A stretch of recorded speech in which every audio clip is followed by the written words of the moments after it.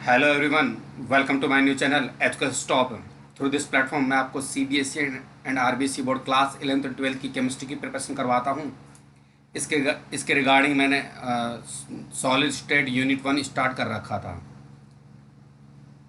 Solid state start कर रखा था। इसमें लेक्चर 1 2 3 4 5 और 6 लेक्चर हो गए थे और अब आज मैं आपको 7वां लेक्चर पढ़ा रहा हूँ।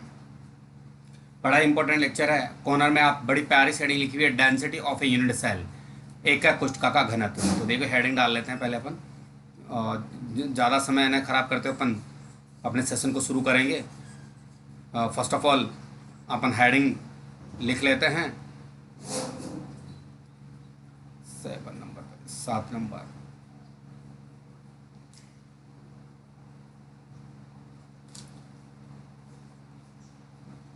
एकक कोशिका का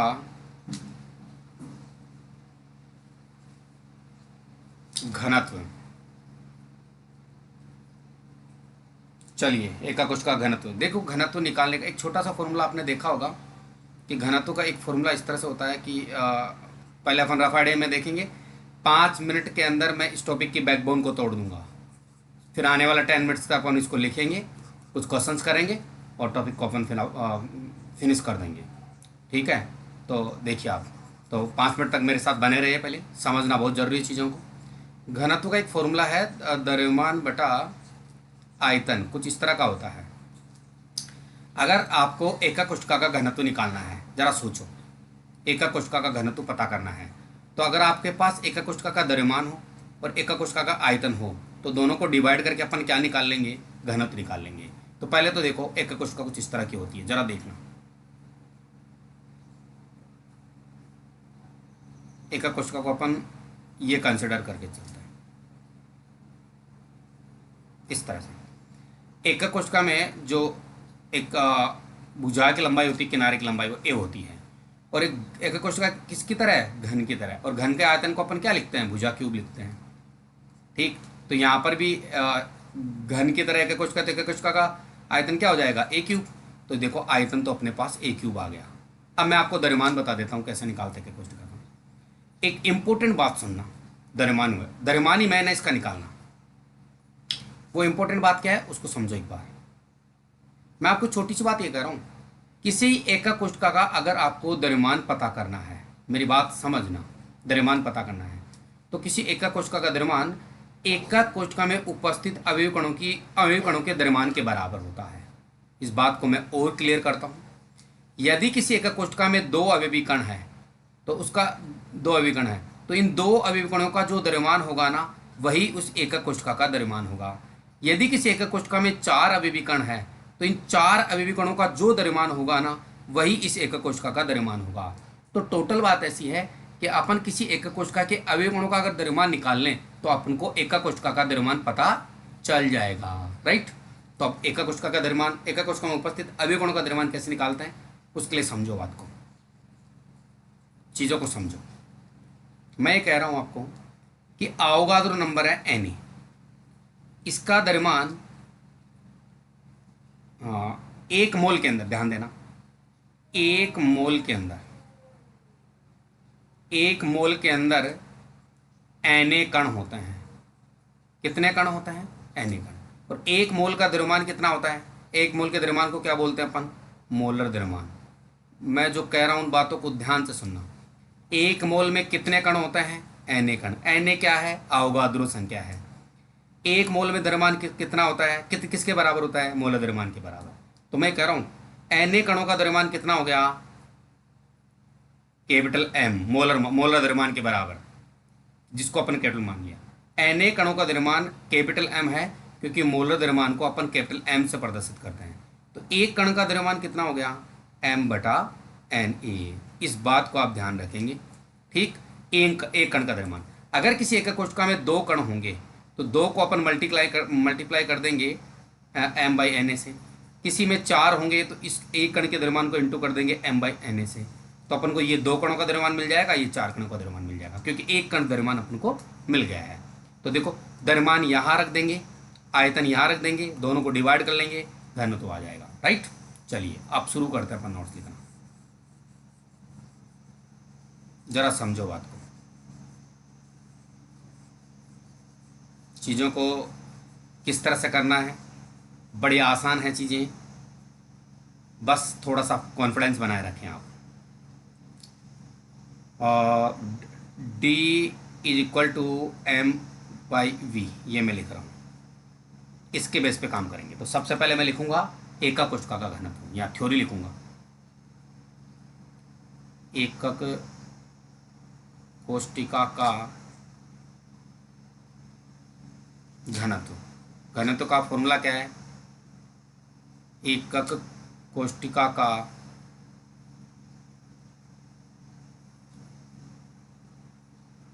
द्रव्यमान बटा एकक कोशिका का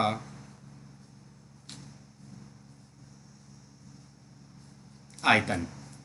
चलिए द्रव्यमान, तो पहले अपन एकक कोशिका का द्रव्यमान निकाल लेते हैं। तो देखिए एकक कोशिका का द्रव्यमान कैसे निकलेगा। एकक कोशिका का द्रव्यमान, मैं इधर एकक कोशिका के बना देता हूँ, एक बार आप भी बना लेना जब नोट्स लिखो तब। वैसे आपने बहुत बनाया एकक कोशिका, नहीं भी बनाओ तो भी चल जाएगा।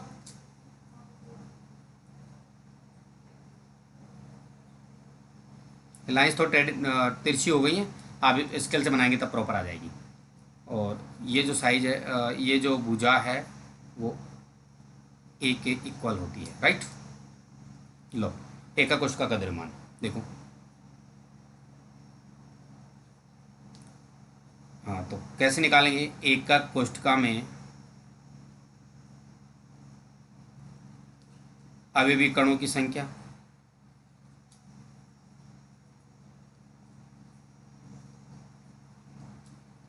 इनटू एक कण का द्रव्यमान।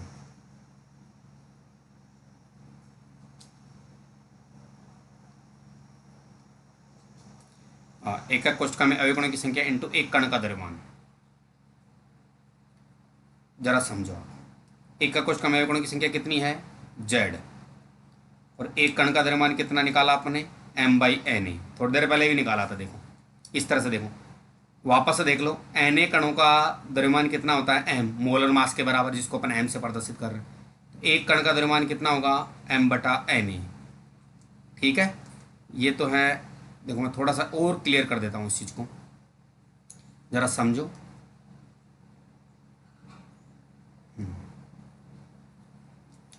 अब देखो एक बार, यहाँ तो मैं लिख रहा हूँ एक एन ए कण का द्रव्यमान, और एक कण का द्रव्यमान इधर लिख लेंगे आप। एक कण का द्रव्यमान इतना हो जाएगा। इसको आप कॉपी में ऊपर ऊपर लिख देंगे, नोट्स कॉपी के अंदर ऊपर ऊपर साइड में एक कण का द्रव्यमान इतना है, तो एक कण का द्रव्यमान इतना एम बाई एन ए लिख लिया मैंने।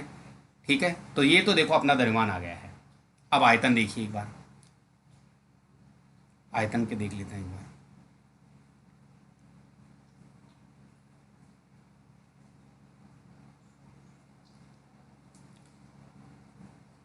एकक कोशिका का आयतन, भुजा क्या है? ए, तो इसका क्यूब क्या हो जाएगा? आयतन। तो देखो अपने पास द्रव्यमान भी आ गया, आयतन भी आ गया। अब दोनों को फॉर्मूले में रख देते हैं। इसलिए एकक कोशिका का घनत्व, सॉरी, घनत्व, क्या बोलते उसको, घनत्व डी इज इक्वल टू, देखो द्रव्यमान तो कितना है? Z into M by N A, और आयतन कितना है? ए क्यूब। राइट, तो अपना फॉर्मूला भी यही बन गया। इसको मैं और सिंप्लीफाई कर लेता हूँ एक बार।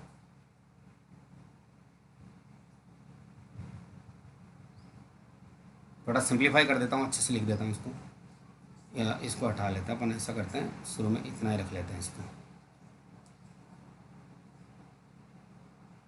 अब इसको थोड़ा सिंप्लीफाई कर लेते हैं, इसको तो लिख लेते हैं डी, इसको जेड, एम ऊपर आ जाएगा और ए क्यूब और एन ए नीचे आ जाएगा। ये अपना फॉर्मूला है जिसके बेस पे अपन कुछ क्वेश्चंस करने वाले हैं। बहुत इंपॉर्टेंट फॉर्मूला है।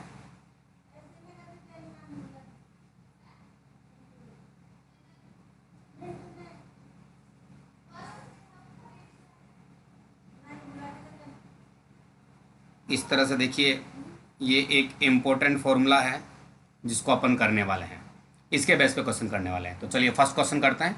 आप इसको डिराइव कर लेंगे, इस फॉर्मूले को आप डायरेक्ट लर्न भी कर सकते हैं और इसको डिराइव भी कर सकते हैं। बस आपको करना क्या है, द्रव्यमान निकालना आना चाहिए और आयतन निकालना आना चाहिए। तो फर्स्ट क्वेश्चन करता हूँ मैं, देखो।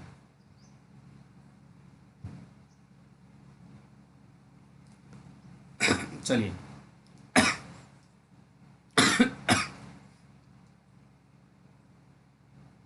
फर्स्ट क्वेश्चन देखिए, बहुत ही सिंपल क्वेश्चन है। एक तत्व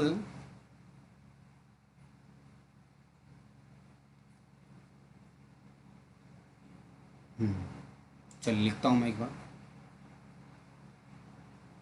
एक तत्व जिसका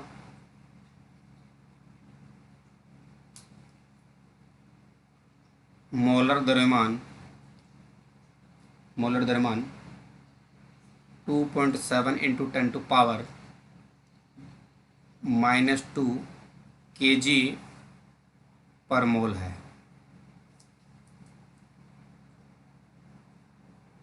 ठीक है, पर मोल है।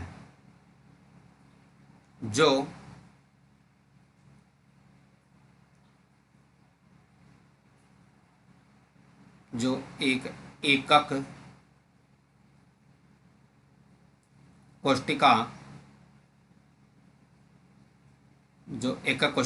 बनाता है। ठीक है, एकक कोष्टिका की भुजा की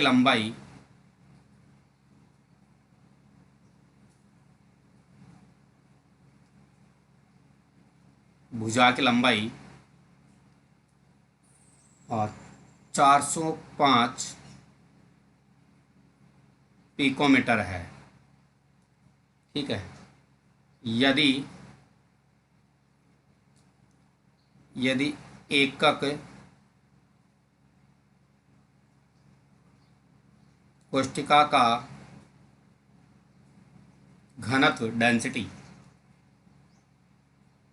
2.7 इंटू 10⁻³ kg पर मीटर क्यूब हो तो इसकी प्रकृति बताइए। किसकी? एकक कोष्टिका की। इसकी प्रकृति बताइए। अब प्रकृति कैसे, जरा समझना बात को।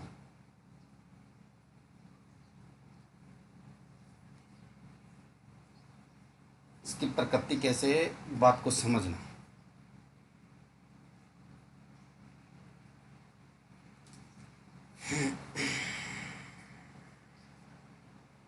देखो प्रकृति कैसे, बात को समझना। मैं कह रहा हूं आप लोगों को, प्रकृति का मतलब है, जैसे मान लो अपन को जेड की वैल्यू निकालनी है। अब जेड की वैल्यू से प्रकृति कैसे पता चलेगी? देखो जेड इज इक्वल टू 1 हुआ तो अपन क्या कहेंगे, एस सी एकक कोष्टिका है। और एस सी एकक कोष्टिका में जो अभिविकर्ण होते हैं वो सिर्फ कॉर्नर्स पे होते हैं। कहाँ पर होते हैं?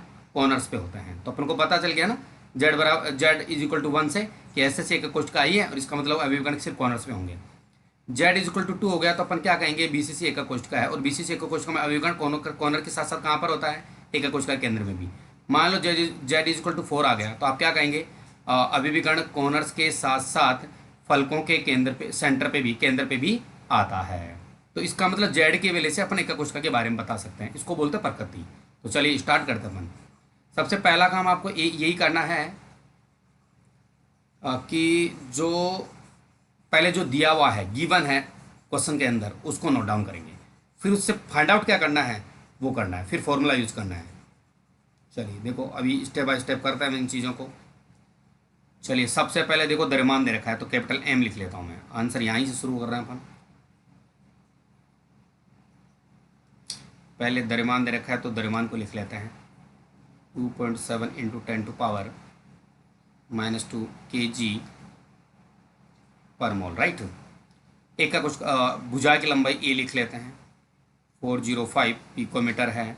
मैं बता दूं उसको, पिको को अपन हमेशा मीटर में लेंगे, तो पिको की जगह 10⁻12 मीटर में आ गया ये।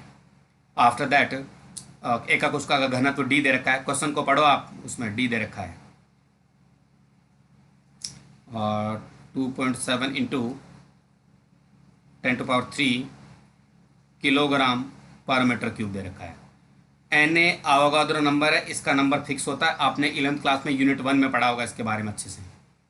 0.223, कुछ किताबों में 22 भी लिखा होता है, 23 प्लस में आएगा और पर मोल में होता है। और जेड है, अपन को फाइंड आउट करना है, प्रकृति में जेड ही फाइंड आउट करना है। अब आप सोच रहे हैं सर हमें तो पता नहीं चले, तो फिर इसका एक दूसरा तरीका और बताता हूँ मैं आपको। देखिए फॉर्मूला अप्लाई करते हैं, इसलिए D is equal to Z into M upon a³ Na। ये देखो आप इस फॉर्मूले को अप्लाई कर रहे हैं, डी निकाल रहे हैं अपन। अब जरा समझना बात को, जेड तो अपन को फाइंड आउट करना है, तो मैं जेड को बाहर निकाल लेता हूँ, बाकी को एक तरफ कर देते हैं। देखो डी से a³ और Na डिवाइड में क्या आ जाएगा, m आ जाएगा, राइट। जरा समझो बात को।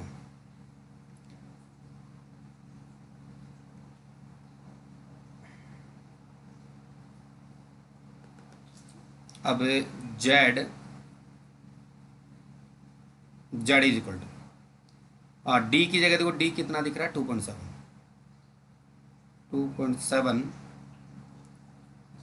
तो थोड़ा सा मैं इसको छोटा लिख लेता हूँ यार, ये आएगा नहीं यार, या फिर मैं पेज को थोड़ा सा सेटअप कर लेता हूँ,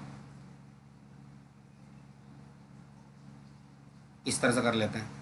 अब देखो समझना बात को, Z is equal to D की जगह लिख रहा हूँ मैं 2.7 इंटू 10⁻³ प्लस में, ध्यान रखना।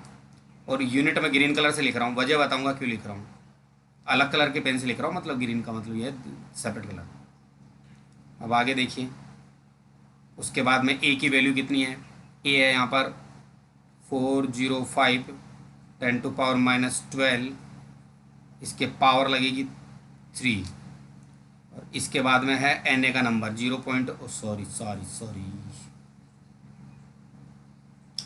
ये कई बार क्या मानवीय भूल है, गलतियाँ करना, इसलिए मैं गलती हो जाती है, तुम ऐसे मत सोचा करो कि मैं क्या कर रहा हूँ।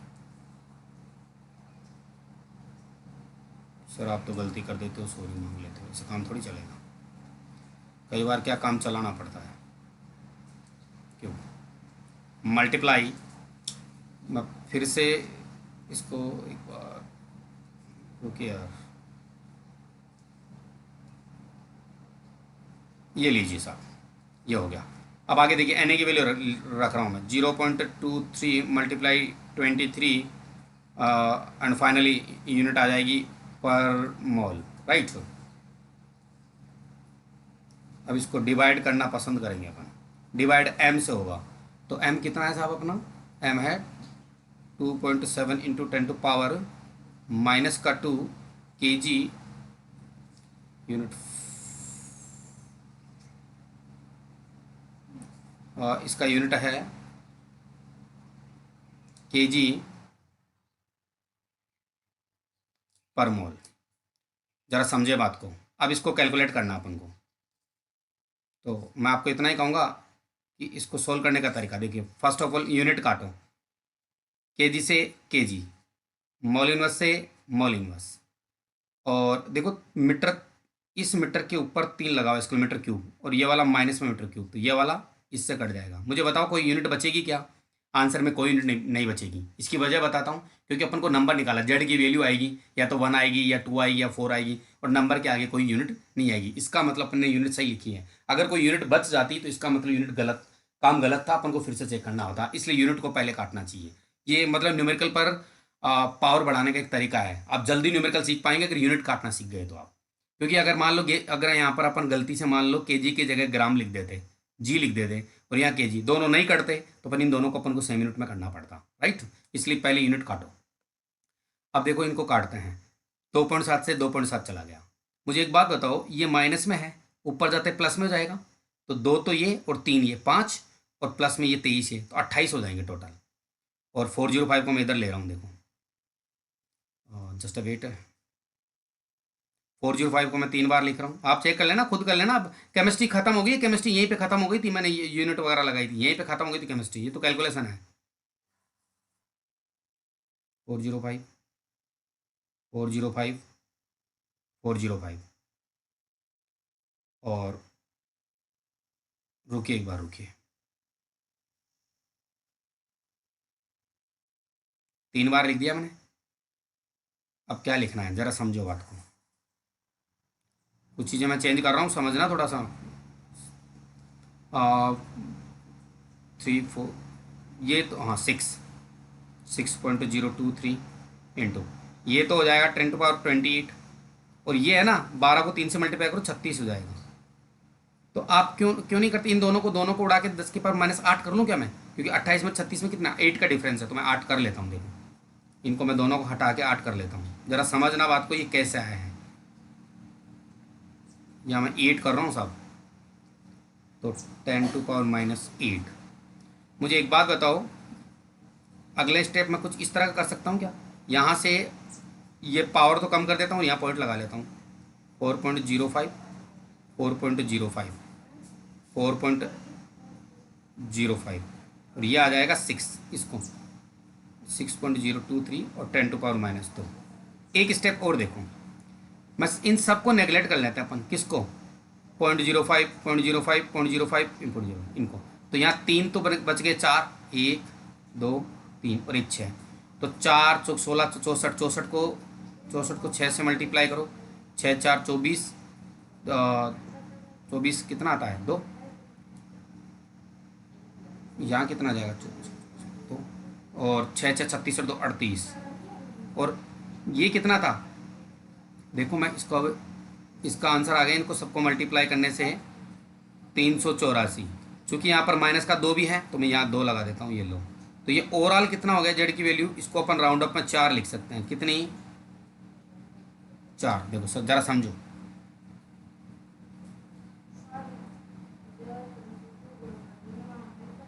अपन इसको राउंड अप में कितना लिख सकते हैं?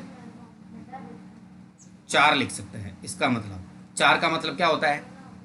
FCC, मतलब का कोष्ट का कौन सी है? FCC है, आप निकाल के देख ला। हाँ, यहाँ एकक कोष्टका में नहीं, थोड़ा सा चेंज करते हैं, लाइन को चेंज कर लेता हूँ मैं।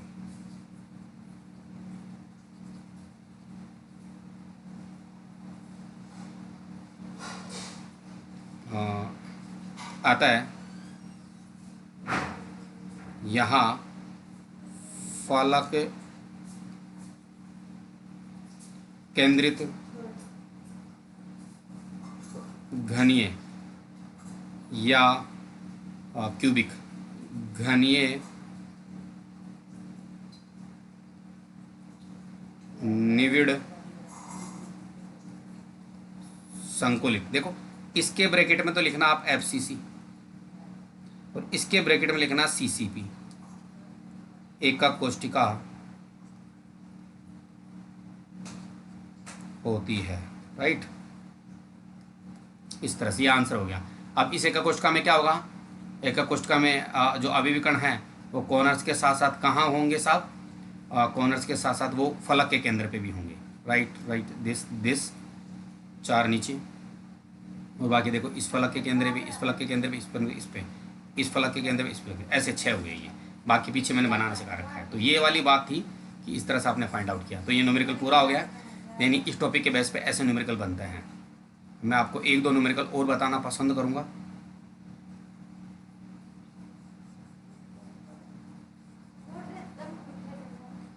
एक न्यूमेरिकल और बताता हूँ मैं आपको।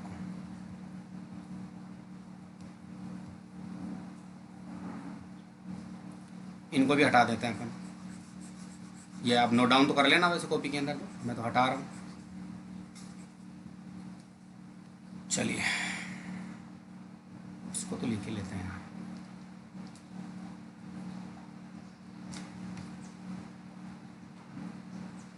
ये वाली सब चीज़ें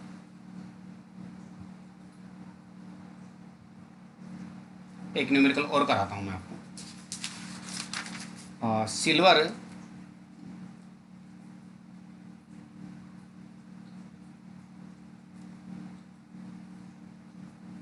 सिल्वर एफसीसी एकक कोष्टिका में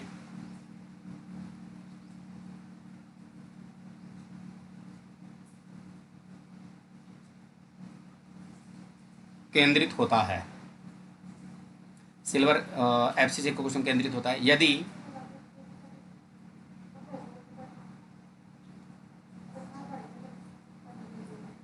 यदि एकक कोष्टिका के किनारे की लंबाई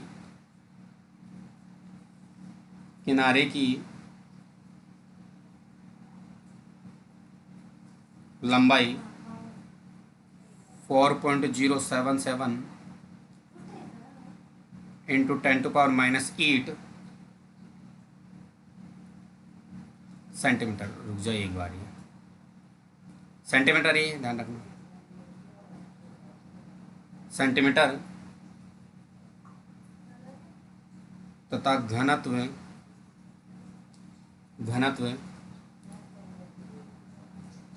10.5 ग्राम पर घन सेंटीमीटर हो तो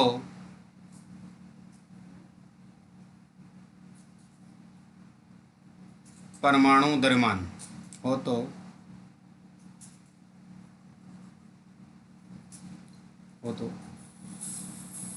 सिल्वर के परमाणु द्रव्यमान की गणना कीजिए। चलिए एक इम्पोर्टेंट बात जो अपन यहाँ करने वाले हैं, परमाणु द्रव्यमान मतलब मोलर द्रव्यमान निकालना अपन को, एम वाला, एम फाइट करना अपन को, कैलकुलेट करना है। चलिए अब अपना काम शुरू करते हैं। पहले जो दे रखा है उसको लिखते हैं। एकक कोष्ठक एफसीसी एकक कोष्ठक में केंद्रित होते हैं। एफसीसी के नाम से Z=4 हो जाएगा। एफसीसी एकक कोष्ठक में केंद्रित होती है, एफसीसी के नाम से Z=4 हो जाएगा। एकक कोष्ठक किनारे की लंबाई ए दे रखा है, ये लंबाई ए 4.0777 इंटू 10⁻⁸ सेंटीमीटर। थोड़ा वेट करें, ये सही नहीं लिखा गया, दोबारा लिख देता हूँ। यहाँ तो 8 और सेंटीमीटर। इसके बाद में आगे चल के अपन किसको निकाल रहे हैं, घनत्व को, डी को।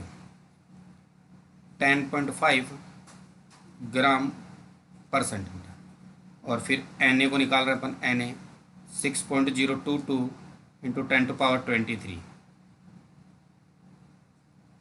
और क्या बोलते हैं उसको, निकालना क्या बच क्या रहा है, मोलर मास बन रहा है कैपिटल ए, कैपिटल एम, इसको निकालना है तो निकाल देंगे, क्या दिक्कत है। और फॉर्मूला क्या है, D = Z इंटू एम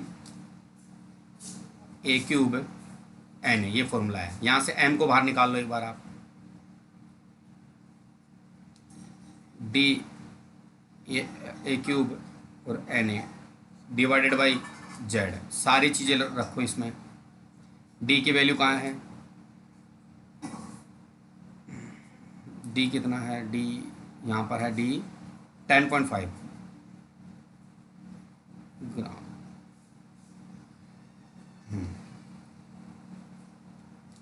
ठीक है। और इसके बाद में कि D आ गया, A कितना है, A 4.777 इंटू 10⁻⁸ सेंटीमीटर। दो देखो सेंटीमीटर में आ रहा है सभी, या तो MKS रखना है या CGS रखना है, आप अच्छे से जानते हो इन चीज़ों को, MKS और CGS को। और Na 6.023 10⁻23 मोल इनवर्स, ये लो मोल इनवर्स लगा दिया मैं। ध्यान रखना ये रुकिए एक बार, मैं थोड़ा सा ये प्रॉपर नहीं बना तो मैं बना देता हूँ, थोड़ा जगह का अभाव था थोड़ा। ये लो मौन,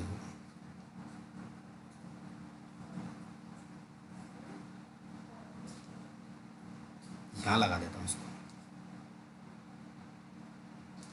चलिए, और जेड कितना है 4, इसको सोल्व कर लो। और क्या है, आप एक बार कैलकुलेट करने का प्रयास करना इसको। देखो केमिस्ट्री तो ख़त्म हो गई यहीं पे, अब आप इसको कैलकुलेट करेंगे तो थोड़ा सिंप्लीफाई करना इसको, और यहाँ पर आंसर लिखना। मैं आंसर बता देता हूँ इसका कितना आएगा। इसका आंसर आएगा 107.12 ग्राम पर मोल, ये वाला आंसर आएगा सब इसका। ठीक है, यूनिट काटना सिखाऊं तो देखो, मैं आपको देखो यूनिट काटना सिखाता हूँ आपको पहले। इससे तो ये वाला चल जाएगा, तीन तीन बनेंगे ना, ये तीनों सेंटीमीटर चल जाएंगे और कोई कुछ नहीं कटेगा। तो यहाँ पर तो देखो कौन बचा, ग्राम, और इसका कौन बचा, मोल। तो इसका यूनिट क्या आ जाएगा, ग्राम पर मोल। ठीक है, तो अब इस सेशन में अपन इतना ही रखेंगे। अपने 7 लेक्चर कंप्लीट हो गए, अब 8वां लेक्चर चलेगा इसके बाद में। अब लेक्चर इतने ज़्यादा टिपिकल नहीं है, बिल्कुल थ्योरेटिकल पोर्शन बचा है, समझाने की चीज़ें सारी ख़त्म कर दी हैं। ठीक है, और चलिए इस सेशन में अपन इतना रखेंगे। Thanks for watching. If like this video share more and more and like it also.